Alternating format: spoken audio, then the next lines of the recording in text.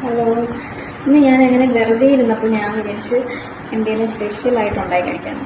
അപ്പം ഞാനിങ്ങനെ നോക്കിയപ്പോഴത്തേക്കും എൻ്റെ കയ്യിൽ ഉണ്ടായിരുന്ന സാധനം എന്ന് പറഞ്ഞാൽ ഇതാണ് ഏത്തക്ക.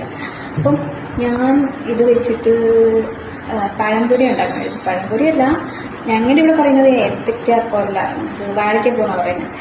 നിങ്ങളുടെ അങ്ങോട്ടൊക്കെ ചിലപ്പം വേറെ വേറെ പല പല പേരുകാരും പറയുന്നത് പഴംപൊരി, ഏത്തക്ക, അപ്പം ഇങ്ങനെയൊക്കെ ആയിരിക്കും പറയുന്നത്. ഞങ്ങൾ വാഴയ്ക്കപ്പോന്ന് പറയുന്നത് ഗ്രാമത്ത്.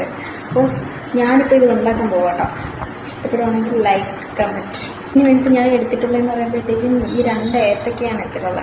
2 ഏത്തക്കയിലാണ് ഞാൻ ഉണ്ടാക്കുന്നത് കേട്ടോ. പിന്നെ മാവ്, ഈ മാവാണ് മൈദമാവ്. വാഴയ്ക്കപ്പം എന്ന് പറയുമ്പോഴത്തേക്ക് എനിക്ക് ഒത്തിരി ഇഷ്ടമുള്ളൊരു സാധനമാണ്. ഇത് അമ്മ ഈ വീട്ടിൽ ഒത്തിരി ഉണ്ടാക്കി തരുന്നുണ്ട്. പണ്ടൊക്കെ ഞാൻ ഒരുപാട് കഴിച്ചിട്ടുള്ളതായിരുന്നു. ഇപ്പം ഞാൻ കുറേ നാളായി കഴിച്ചിട്ട് ഞാൻ വിചാരിച്ച അന്ന് എന്തായാലും ഉണ്ടായിട്ട് ജസ്റ്റ് കലക്കിയിട്ടുണ്ട് കേട്ടോ. അപ്പം ഞാൻ ഇതിനകത്തോട്ട് കുറച്ച് ഷുഗർ ആഡ് ചെയ്യും.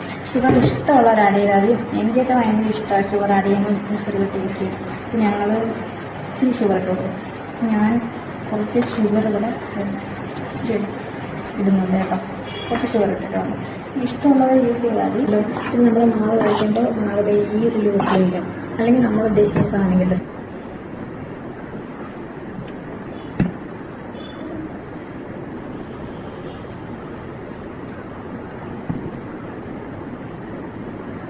അപ്പോൾ ഞാൻ എൻ്റെ ഇൻഡക്ഷനിലേക്ക് ഒരു പാൻ വെച്ച് കൊടുത്തിട്ടുണ്ട്.